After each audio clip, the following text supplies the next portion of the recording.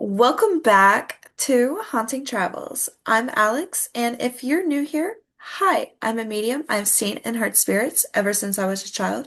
I live here on Haunted Land, and I have haunted dolls. And today we are thrilled to have Jeremy Bryant. Is that correct? Joining us, a multi-talented podcast host who's making waves in the entertainment space. Jeremy is a devoted husband, a father of three, who has built an impressive podcasting portfolio. He's the host of Paranormal, The New Normal, and co-hosts both Manical Musings. And y'all guys know that I have tongue twisters, so everything will be linked in the description. And The Asylum with Harley and the Joker. Beyond podcastings, Jeremy is passionate about all things paranormal, movies, musics, video games, and comic books. Jeremy, welcome to the show. My pleasure to be here, and it's maniacal music musings. No one ever can say it right, and I love that fact. But I love that no one can ever say it right. It made it. I didn't pick it for that reason, but it made it so much more worthwhile when that came to be.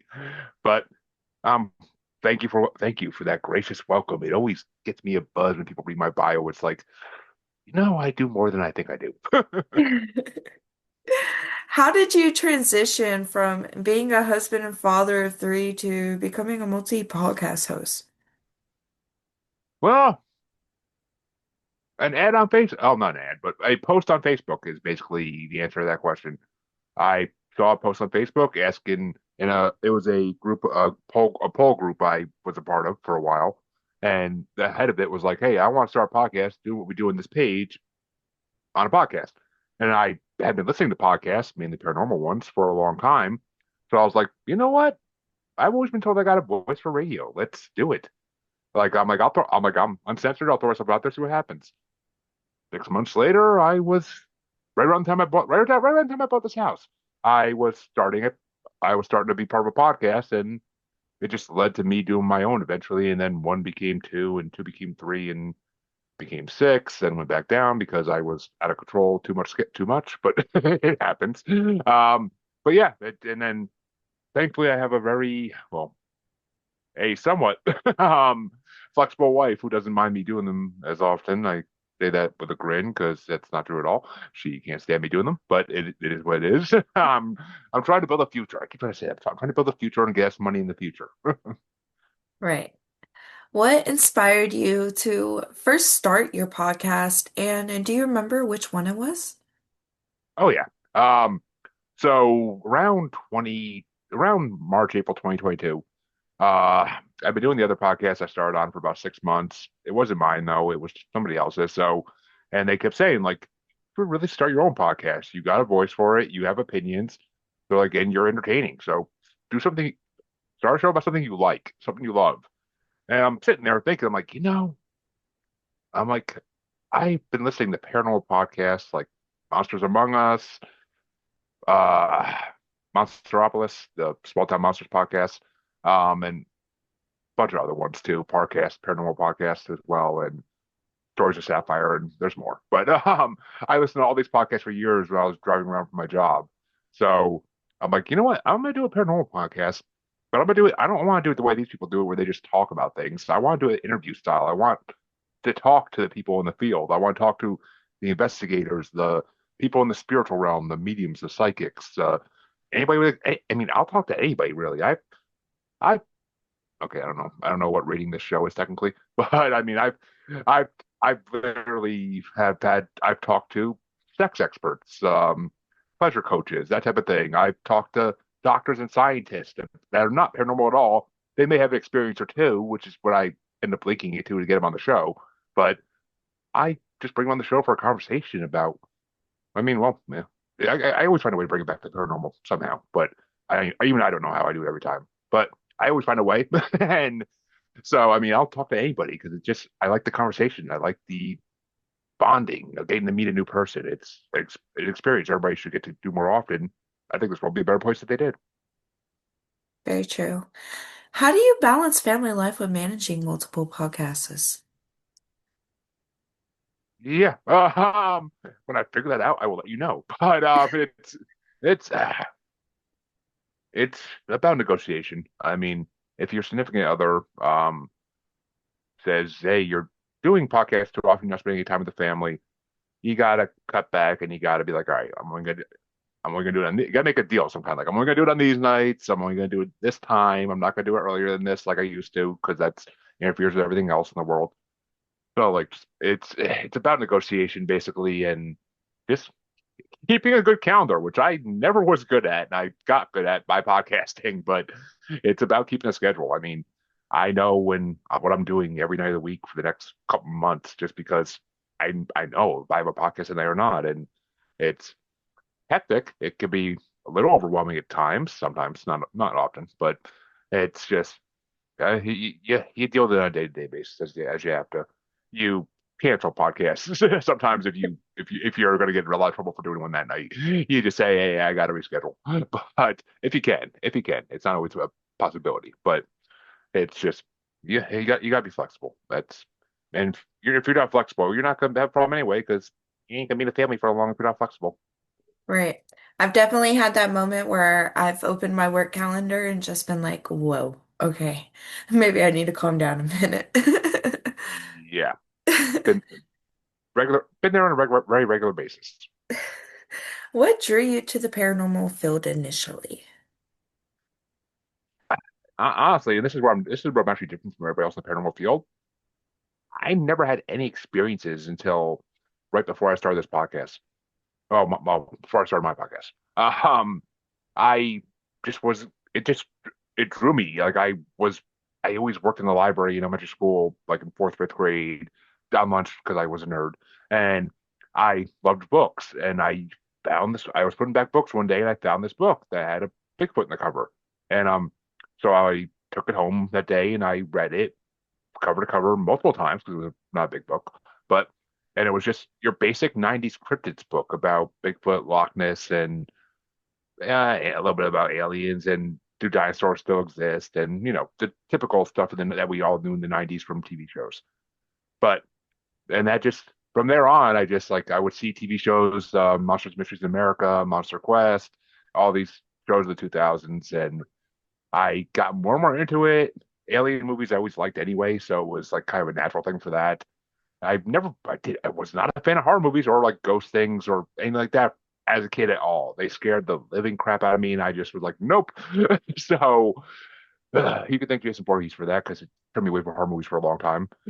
But but yeah, I mean, it's just basically what it came down to is like I liked the cryptid side of paranormal and the alien side. Like that was my thing when I was a kid into teenage years, and it waned. It ebbed and waned over time, and I would get out of it for years and then get drawn back into it somehow.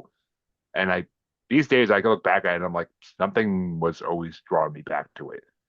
There was something out there that I can't control that was bringing me back, that made me want to be a part of it. Like I never tried to get out of it. It just kind of would happen naturally with getting older, but and with being busy with life. But I always got drawn back. And then when I discovered podcasts, I was looking for a podcast for me and the guy who shared my office to listen to that we both would like.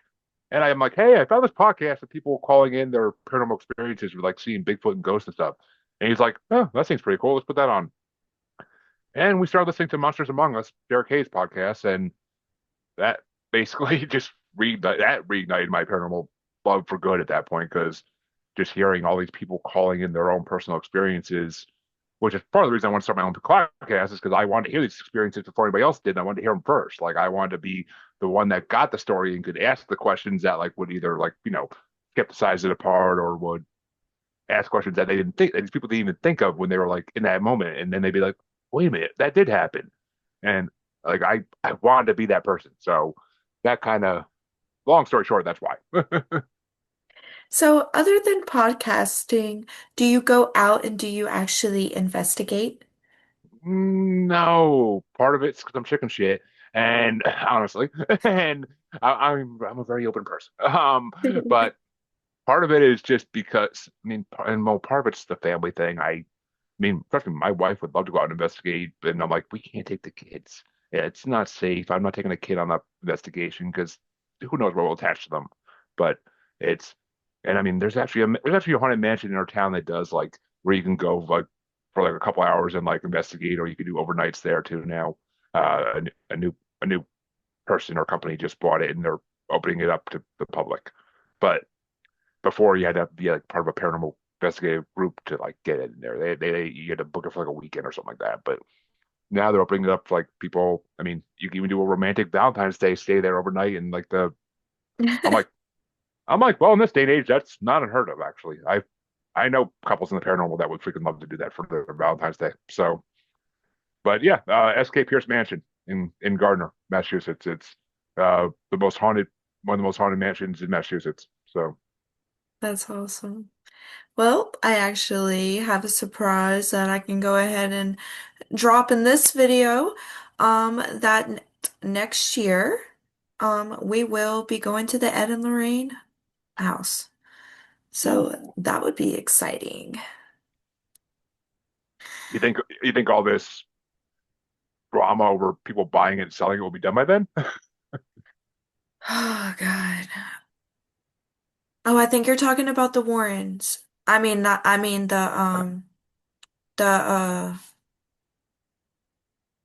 what's it called? The Conjuring house. I thought that's the same thing. No, honey. Oh, well, no, I know Ed and the Rain Warren were major influences for The Conjuring. So, No, they have their own house. That's like where well, their house is like where the Annabelle oh, doll and all that stuff is at. yeah, I thought that's the one that was currently like I thought it was like up for auction and everybody was like fighting it and blah blah blah and That's the Conjuring house. see Different I places. this is how much attention I pay to this type of stuff like in the paranormal field like I just like I see it on Facebook and I hear people talk about it on my shows and stuff. I'm just like, oh, okay. I'm like, I don't pay attention to that type of stuff really. It just doesn't. But I mean, that's awesome. I mean, there are I'm tons of excited. there are there are tons of locations I've heard about across the states, across the world that I would love to investigate just because the experiences people say they have and whatnot sounds amazing. And I mean, the Winchester Mansion, that's like on the top of my list. Right. How do you verify the authenticity of paranormal claims for your show? I mean, you can't a lot of them you can't verify beforehand because I mean, it's not really it's gonna you're not gonna be able to like go there and investigate like Sam and Dean Winchester style and figure things out. But I I honestly can say I don't think I've had one person on my show who ever lied to me. I look in their eyes as they're talking, and because I mean, what else am I gonna look at? And it's like I can kind of see it in their eyes. I mean, I've been told by mediums and psychics I'm an empath, so I don't know if that ties into it at all. I haven't figured out how to unlock that or I anything, was, things that come with it yet, but it's yeah, I've been told I am, and that's what my purpose is. But so maybe that's part of it, and I just actually thought of that, but maybe that is part of it. But see, I find new things out about this like every freaking month, and I'm like, a lot of things are lining up now that I didn't think of before. But yeah, I mean, and I could just look at these people's eyes and be like, okay, they're telling the truth, or at least they believe they are. And you know what? That's good enough for me. I I wasn't there. I can't tell. I can't tell them they're lying. I'm going to ask some questions, and maybe if I have some doubts, I'm going to ask like, was there a reflection of something? Blah blah blah. Was there lights here? And a right. lot of times, most of the time though, there's like, no, there wasn't. And I'm just like, and they say it so sincere and so not darting the eyes, not looking around trying to get out of it. Like I was like, no, I know I saw it. And I'm like, okay. I mean, who am I to say you didn't see it? I I think if you believe you saw it, then I fully believe you saw it because why would you lie about it?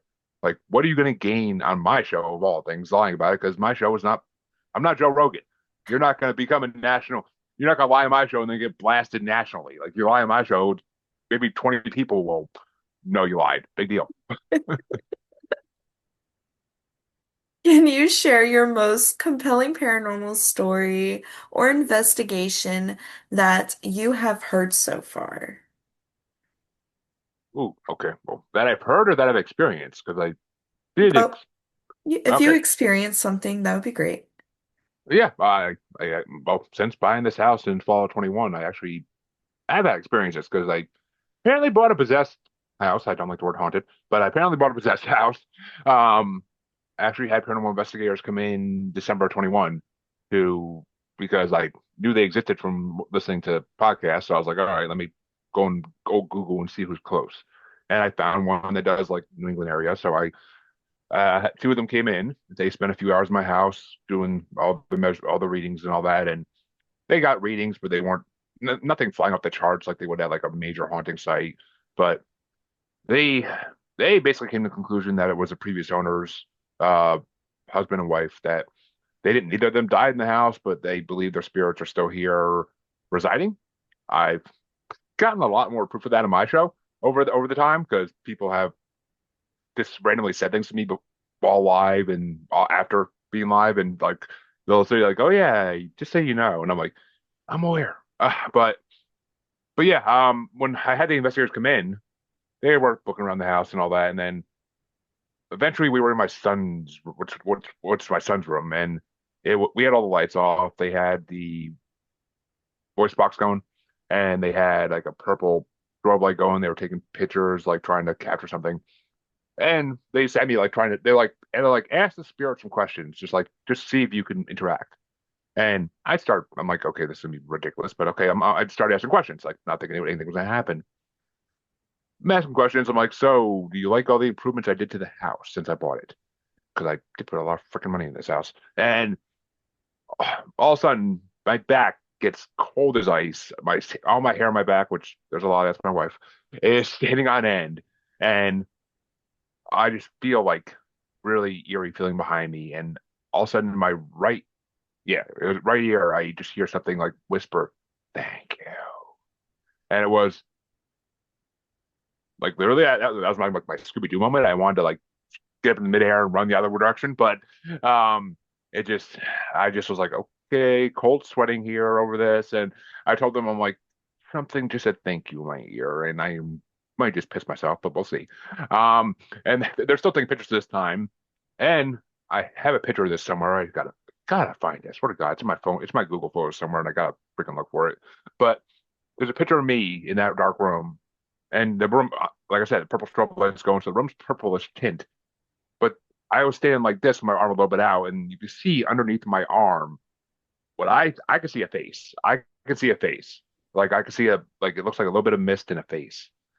And I showed it to a bunch of people at the time, and some people were like, "Oh yeah, I see that immediately," and some people were like, "I don't see anything," but I guess it's based on your perception of what you can see. But yeah, that was the first real experience in my house was that I had was literally having the shit scared out of me by ghosts actually talking to me, and it's the only time it ever happened. I've tried to, like, just randomly, if I feel like a room get really cold, or if I feel like I'm not alone, and when I am alone, well, among the living at least, like I'll like start talking randomly, asking questions, and just to see if anything pops up, but never really does. I never, but I mean, every once in a while, a room will get freezing cold, or I'll see something on the corner of my eye, like go rushing by, like, and like it's one of those things where like if you turn your head, you're gonna miss it, but it's and I mean, like you said about earlier about the hair pulling and stuff, my wife's had her hair pulled in this house. So is my daughter. If you're in the basement, if you're in the basement and there's nobody upstairs and you know nobody else is upstairs, like you'll hear footsteps upstairs. And I had dogs. I have a dog now, but they used to when they were puppies, they used to freak out in this house, and they used to not like being alone in the basement or the garage or anywhere. Like they used to freak out if we didn't have the lights on. How does your wife feel about the paranormal? Well, I'm not one to tell her stories, but I mean, let's just say she's a expert at dealing with it. But Bridgewater Triangle and all that. But um, but I mean, she's used to it. She we she's from Massachusetts, so I mean, she's her whole life she's lived in places that were haunted and whatnot. So Awesome. So she's not like terrified of it. maybe a little creeped out at times, but that's about it. How do you, going into the type of music that you like, how did you discover new or obscure music to feature? Well, I mean, we kind of our show's an album challenge show, so it's like the guest. We always have a guest, and they always 98% of the time we have a guest, and they get to pick the album they want to bring on. So we usually base it kind of on what they bring on. Like we'll go for a certain year, or we'll go for a certain like whatever album we think matches. It sometimes doesn't match at all, but sometimes it's just a new an artist I love that put out a new album and I want to bring it on. Same my co-host will do the same thing.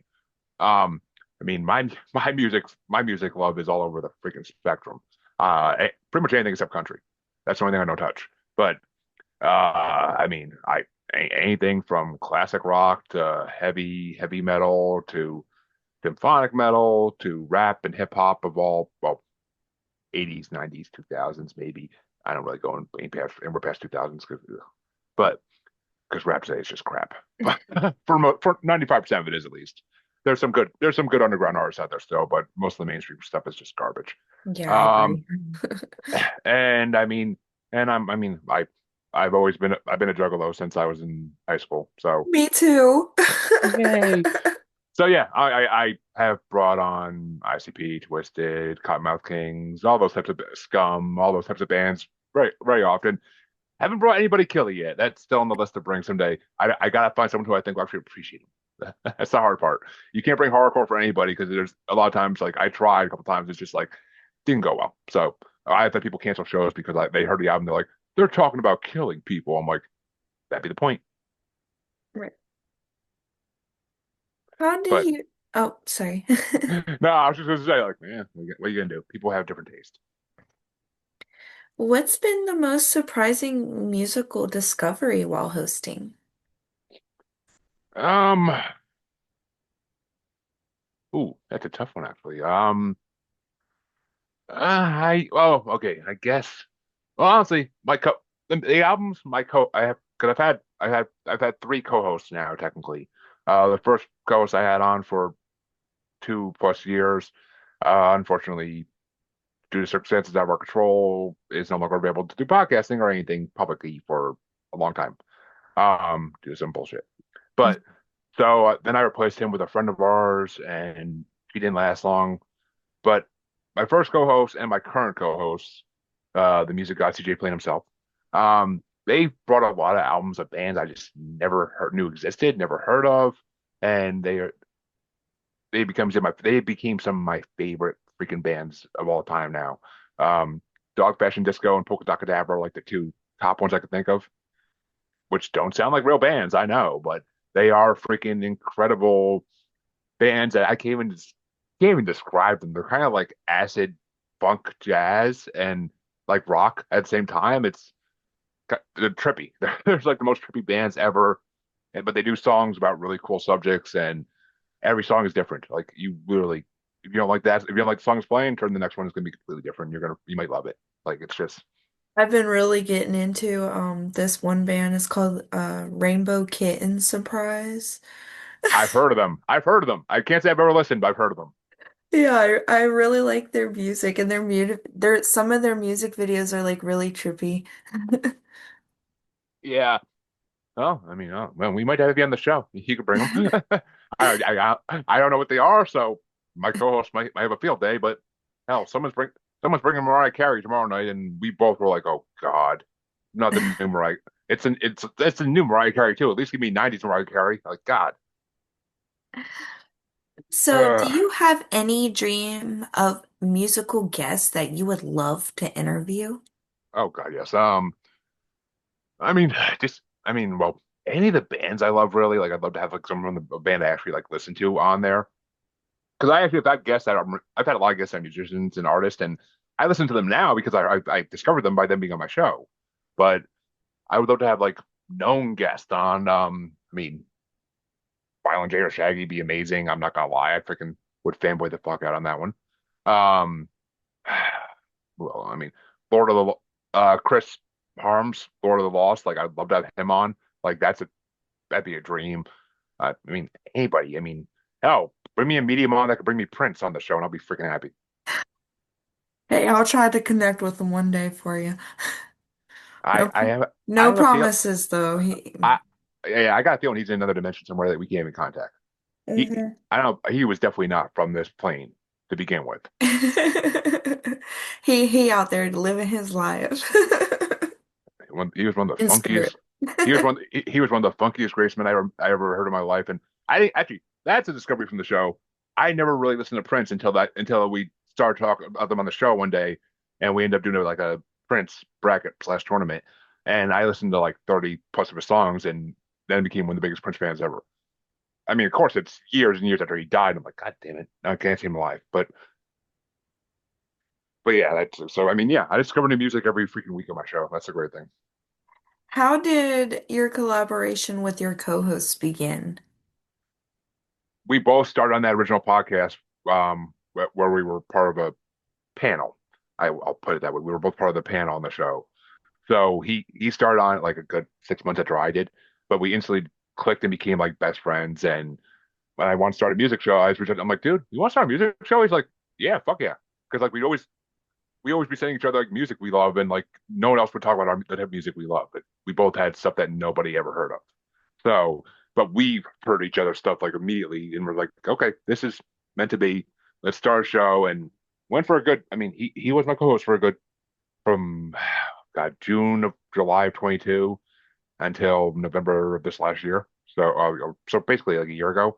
So for a good 2 plus years, he was my co-host, and miss him dearly every fucking day. But hopefully someday he'll be back. What's the dynamic like working with Harley and Joker? I actually met her through the same podcast. She was a guest on the podcast. I took a hiatus from the podcast for a while and came back to it. And when I was doing my own shit, because I wanted to take time to get my own shows going and start really boosting them. And I came back to the show after they lost a couple members, and he begged me to come back. And I came back, and she was one of the guests on there constantly. And then out of the blue one day, she's asked me like, "Hey, you want to be on my show as a guest? Like this show I just started with my co-host." I'm like, "Sure." I'm like, "Why not?" Because I mean, I knew what it was. They talk about dark things, criminals, and paranormal stuff sometimes too, and that type of stuff. So I guessed it, and she decided after I guessed it on that, and based on what people told her watching it, that I need to co-host it because it was boring the way it was, and they need me on there to add a little spiciness to it, add a little more attitude to it. So her other co-host didn't like that and left accordingly. But immediately after that episode, basically. But I became the co-host, and that's a year ago now, at least, over a year now. So it's a and we do a lot of music brackets on that show too, every other week basically. But just because it's time filler and I got so many brackets made up for my freaking show that I'm never gonna get through them before I die. So might as well use them in other places. And I mean, we talk about dark stuff, and that's my thing. I love the morbid of life. We were Yeah, talking about we were talking about death row inmates' last meals last night from the last 2 years, which who would think to talk about that? But it's a fun conversation. yeah, my next question was actually going to be what topics do you typically cover on that show? I mean, we do a lot of we do a lot of stuff about like serial killers or prisoners.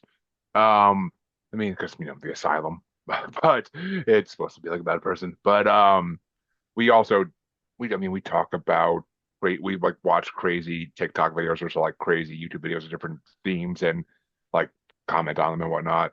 We'll do paranormal stuff like supposed ghost videos and supposed Bigfoot videos and like make comments on them and whatnot. We try to keep it fresh so that people don't get bored of it because I mean and we don't even record regularly because it's just like we both are busy with family and all of our other podcast endeavors. So we're just like sometimes just like you we feel like doing it tonight? Not really, no. Okay, then we'll skip this week.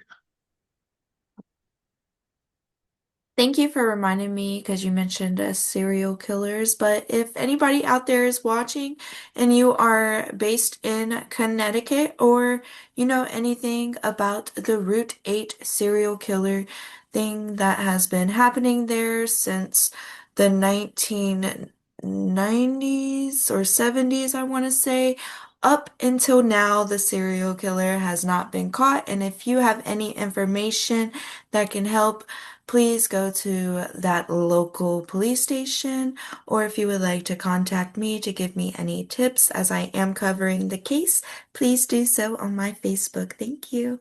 Sorry. Yeah, that's kind of local to me. So yeah, I can't say I've heard of that one, but it's Connecticut's a whole different world than Massachusetts. God.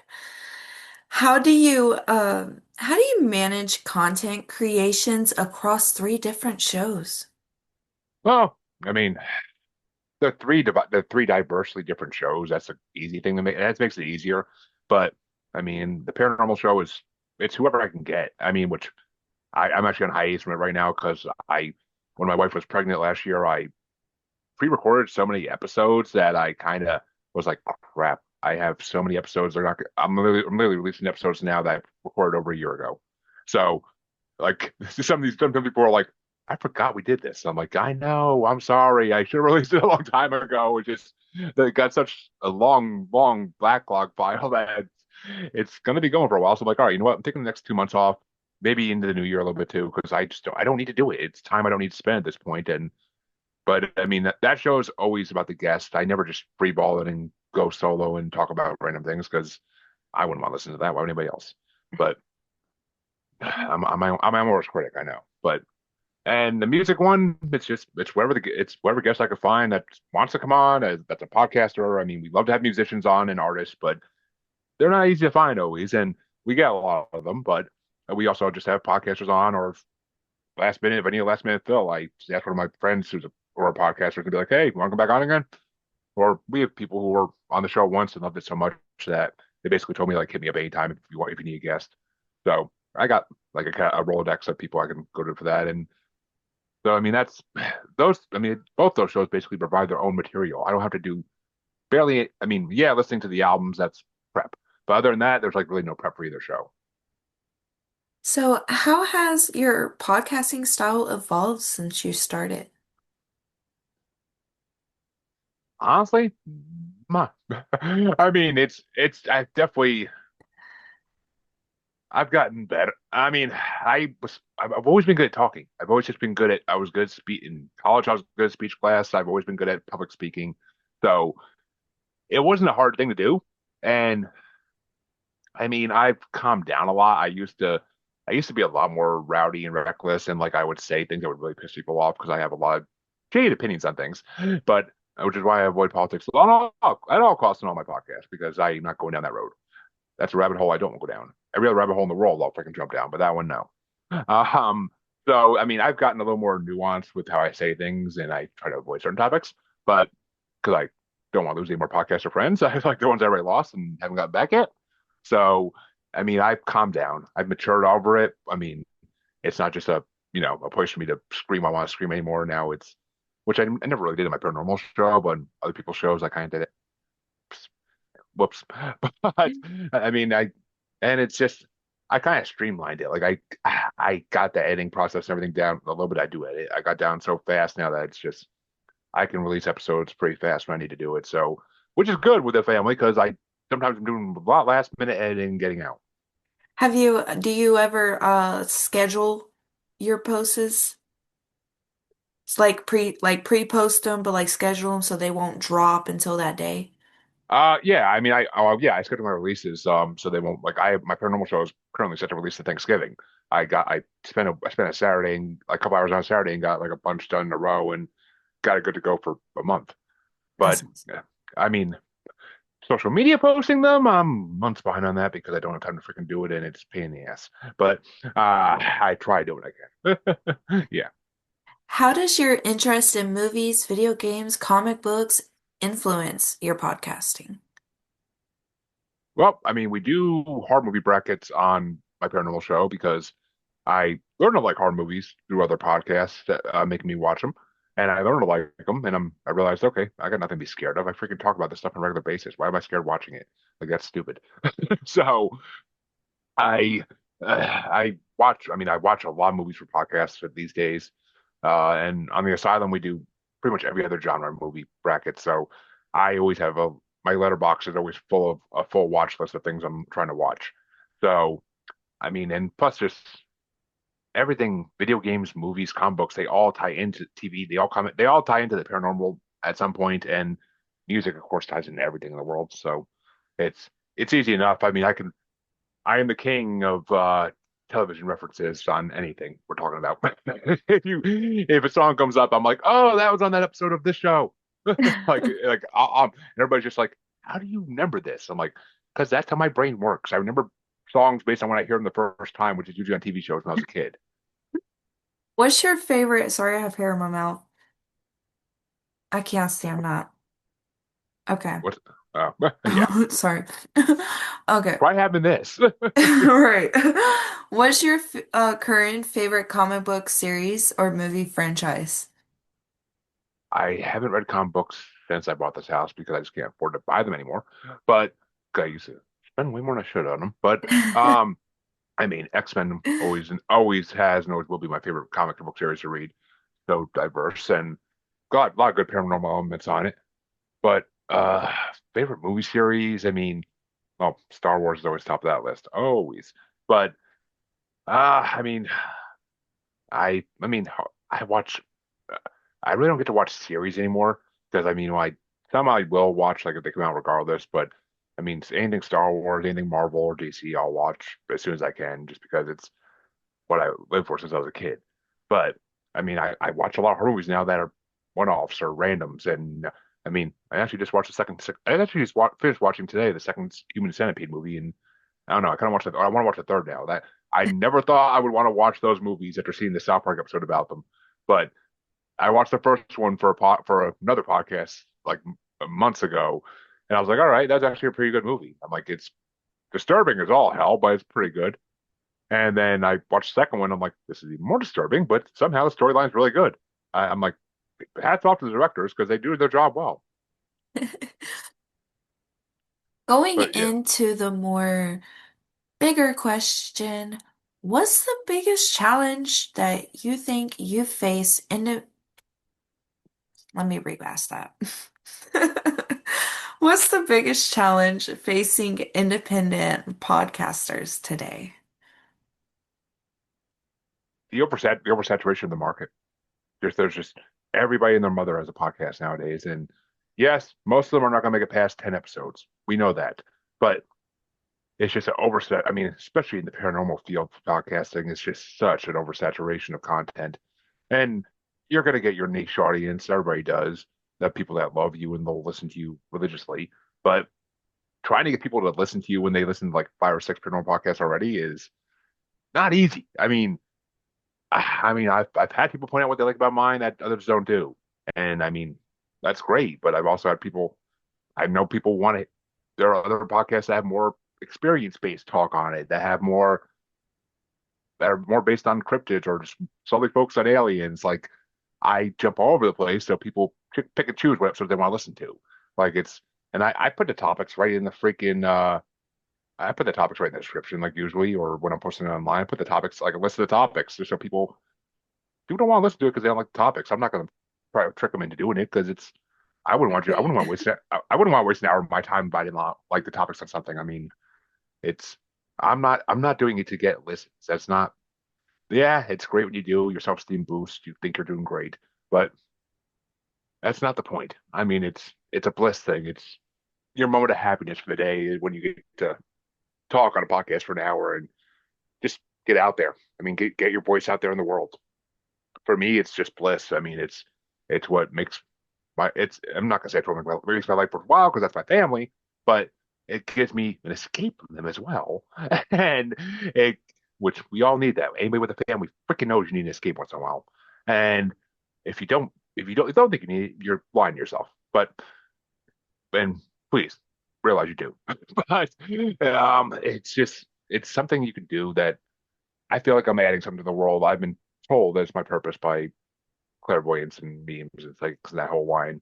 I've been told that the podcast is my purpose, that I am meant to spread the word of other people. I am basically a visual scribe of people's experiences and lives. And I'm meant to get their stories out there. I've been told that's my purpose and that's what I'm meant to do in this life. So it lined up kind of. So, whatever. I'm not gonna complain. There are a lot worse things that could have been my purpose. So True. Where do you see the podcasting industry heading in the next few years? I honestly don't know. I mean, I honestly don't know. I mean, Netflix is picking up podcasts now, and Are they? all they're trying to, and all these streaming services are starting to pick up podcasts. I mean, Tubi does it already. Roku TV does it already. My podcast is on Roku. Yeah, I think my podcast has been on Roku before. I can never find it, but it's on there apparently. I'm in four networks, so they wherever they tell me it's on, it's on. But um, I mean, and I have another one of my other networks is trying to get us on Tubi. So with sponsorship, which would be freaking awesome. But so I mean, I think it's what it's become. I think podcasts are gonna be right there next to TV shows and movies for entertainment, like people watch on their TV when they go home. Any plans to expand your podcast network or try new formats? I have 1,000 ideas for other shows I would love and love and love to do, but until my kids are older, it's just not a possibility. And I can't when they're older and they don't want to spend any time, and when they don't want anything to do with me at that point, then yes, I then I'll have more free time, and my wife won't care if I'm out here doing it. But um, at this point, there's just not much room for expansion. But I mean, I do a lot already, so it's not like I'm really contributing a lot to it. So it's What, just it is sorry, what it is. what advice would you give to someone wanting to start their first podcast? Uh, if someone wants to pause for a sec, you want your Wi-Fi on? Is that what it is? Okay. No, but did I not turn it on? Crap. All right. I'll turn it on. I'll check. I'll turn it on. Okay, sweetie. Kid wasn't listening, so I turned off her Wi-Fi. But gotta You're love it. fine. Gotta love the capability of that. But um, to answer your question, for anybody new starting out a podcast, I mean, like I already said, don't go into it looking to get views. Don't go into it looking to get money of any amount right away. I mean, yes, there's money to be made. I've made small amounts here and there, but never not enough to ever survive off of ever. But can't go into it looking just to be the next Joe Rogan, the next Mark Maron, the next Kevin Smith. Like you can't do that. It's not gonna happen. I'm sorry, but it's just not gonna happen. Do it because it's something you want to do. Do it because it's something that you think will bring you happiness. And if it doesn't bring you happiness, then don't do it. I mean, no shame in trying something and not going forward with it. Like if it doesn't bring you happiness, don't do it. But if you think it'll bring you happiness to get your voice out there, then do it. Who cares what people say? You'll find your audience. Everybody does. So, Jeremy, this has been absolutely fascinating. Your passion for storytelling across paranormal, music, entertainment really shines through. For our listeners who want to check out your work, where can they find Paranormal, the New Normal, and the many cool musings? Sorry. I like that one. That's creative. And the Asylum with Harley and Joker. And is there anything exciting coming up that you'd like to tease for your audience?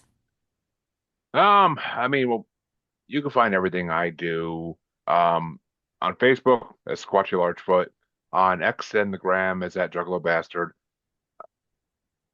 You can follow me on any of those and see everything I do. And if you go to YouTube, all three shows, Paranormal New Normal, Maniacal Music Musings, and The Asylum with Harley and Joker, all have their own YouTube pages. So everything we do live, we do everything live, so everything's on there. And then everything's released again in podcast form anyway on there. So I mean, that's the best place because that's where all the history of it is. But and for stuff coming up, I mean, Paranormal Normal. We have the sex horror movies bracket, part one coming up at some point in the future. Not sure when exactly. We have to watch the movies first, and I'm about halfway through that list, so it takes time, especially when your daughter's watching Miss Rachel all day. Um, and and of course I mean, and that's basically it. We have brackets every other week on our music show, so just go to the YouTube and check it out, and you'll see what's coming up. And I'll have everything linked in the description below. And Jeremy, I want to thank you so much for joining us. My pleasure. It's been a blast. Thank you. And you could just stay in contact. I'll let you know when everything's posted. I'll send you the link, and make sure you're tagged and all that. Of course, I'll gladly share it out when it releases. Thank you. Have a good day. You too. Bye. Bye.